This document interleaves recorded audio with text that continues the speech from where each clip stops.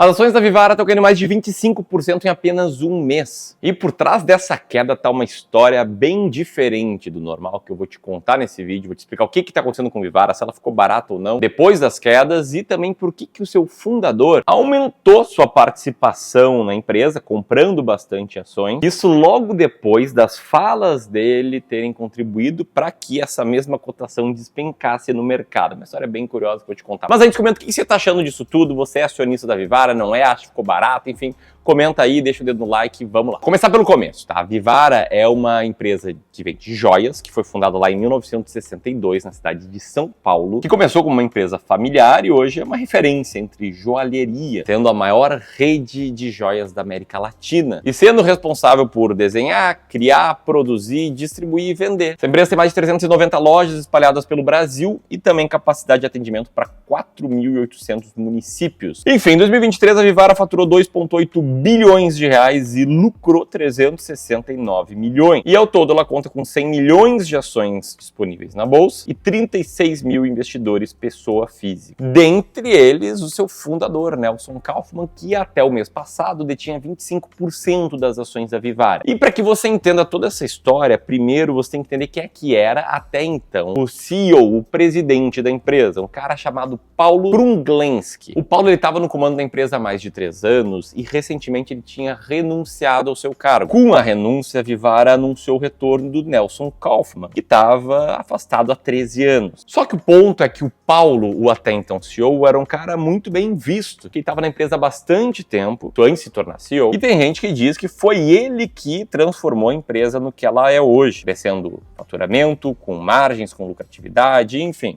Pois é, mas essa história aqui, ela começa a chamar mais atenção quando o conselho elegeu o Nelson Kaufman como CEO da empresa para substituir o Paulo. O detalhe é que o Nelson estava afastado da empresa há bastante tempo, se dedicando a projetos pessoais, provavelmente vivendo uma vida mais mansa do que a correria, do que a responsabilidade, do que a enxurrada de tomada de decisões que um CEO tem que ter. E o Nelson, ele deixou bem claro que ele não estava satisfeito com os rumos que a empresa estava tomando. De acordo com ele, a empresa estava lenta, morosa e longe do seu potencial máximo. Numa entrevista recente, ele afirmou que quer que a empresa se torne global e quer ele mesmo ser o executor dessa internacionalização. E ainda disse que quer que a Vivara atenda a população menos abastada e que voltou para a Vivara porque acredita que é a melhor pessoa para colaborar com a empresa e com a sociedade. Tem um ponto sobre empreendedorismo, tá? Toda empresa, ela tem a sua marca e ela associa a sua marca a diversas coisas. As primeiras lições que eu aprendi como empreendedor foi que não dá para agradar todo mundo.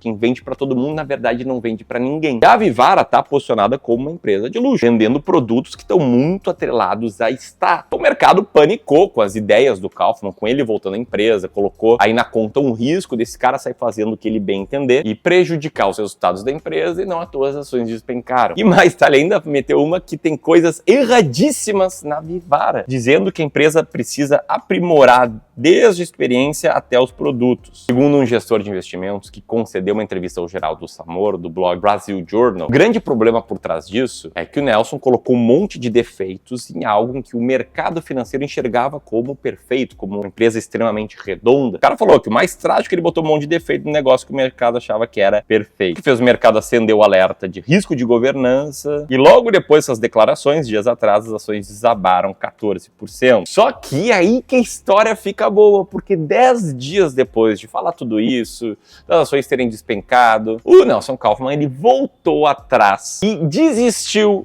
do cargo de CEO da empresa. No lugar dele assumiu o Otávio Lira, que desde o IPO era o CFO da companhia, enquanto o Kaufman vai ficar na presidência executiva do conselho. Aí, quando isso aconteceu, nesse dia as ações subiram em quase 2%, e aí fontes próximas disseram que o Nelson Kaufman ouviu o mercado após a queda abrupta da ação. E o Kaufman ainda voltou atrás em relação às críticas que ele fez da empresa, né? Ele foi lá se explicar. Ele disse que não quis atacar a gestão em si, e sim valorizar o potencial da própria participação na companhia. Aí você pode estar pensando duas coisas, né? Primeiro, cara, que história bizarra. E segundo, até entendo lá o Kaufman, né? Falou um monte de bobagem, ok? Tomou uma decisão que não foi bem observada pelo mercado, só que teve a humildade de voltar atrás, o próprio Kaufman viu seu patrimônio pessoal derreter 25%. Né? Aposto que as ações da Vivara fazem parte relevante do patrimônio dele. É a última coisa que um empreendedor quer é destruir o valor da sua empresa, e o cara pegou e voltou atrás. Tá certo? Tá certo, mas tem um detalhe aqui que torna essa história ainda mais interessante. Entre as declarações desastrosas e o anúncio que ele voltaria a ser o CEO, e a volta atrás, a justificativa das declarações, a renúncia ao cargo de CEO,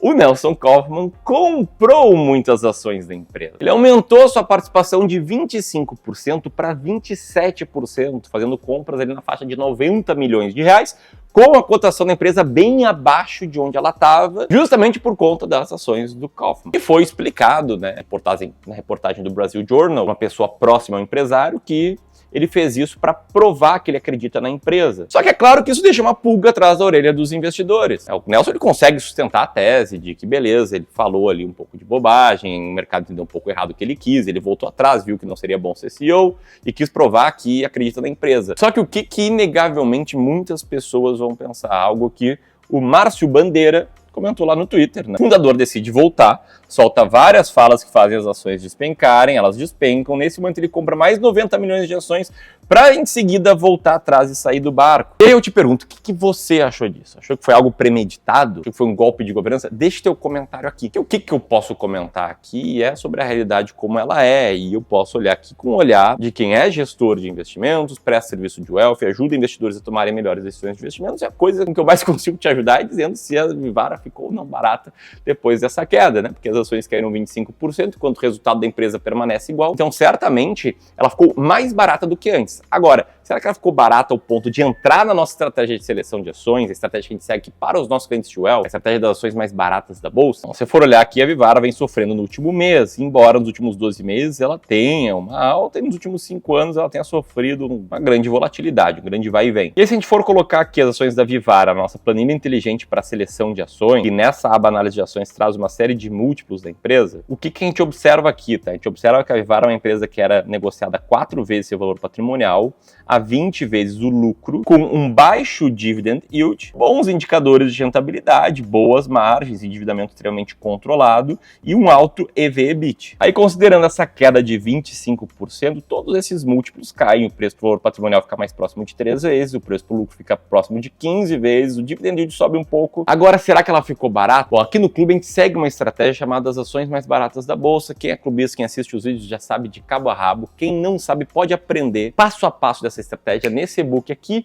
que está na tela, que mostra aí os filtros que a gente usa para montar uma carteira diversificada de ações baratas, que são ações com alto earning yield, que explica os resultados históricos dessa estratégia, o porquê que ela funcionou, por que ela tende a funcionar, porque ações baratas tendem a vencer o mercado. E o fato é que essa estratégia ela traz muita clareza sobre quais ações comprar e quando vender, visto que as regras são todas matemáticas para a gente tirar o fator emocional, os viéses comportamentais da tomada de decisão. No início de março, antes dessa queda de 25%, a Vivara estava com um earning yield de 5,73%, era a ação 136 no ranking das mais baratas da bolsa. Mesmo caindo 25% e o lucro operacional permanecendo inalterado, né, porque a empresa não divulgou resultados de lá para cá, nem teve resultados, foram poucos dias de diferença, esse earning yield ele sobe, o lucro operacional permanece igual, o total enterprise value cai. Só que ele não sobe o suficiente para a empresa estar entre as 20 mais baratas da bolsa, visto que a 20ª ação mais barata da bolsa tem um earning yield atual de 15%. A queda na Vivara para estar entre as 20 teria que ser bem maior. Por isso aqui a gente não compra. Agora, será que faz sentido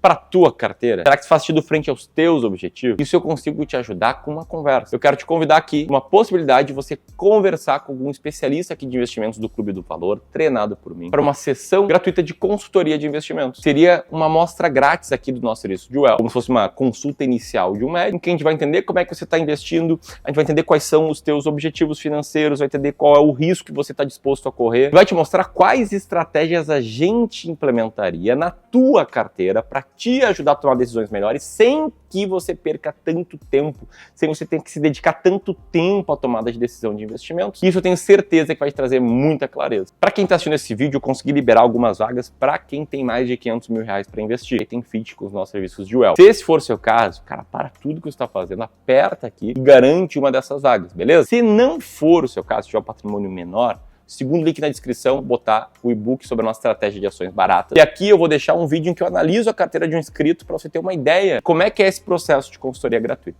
Tamo junto? Era isso, um grande abraço e até mais.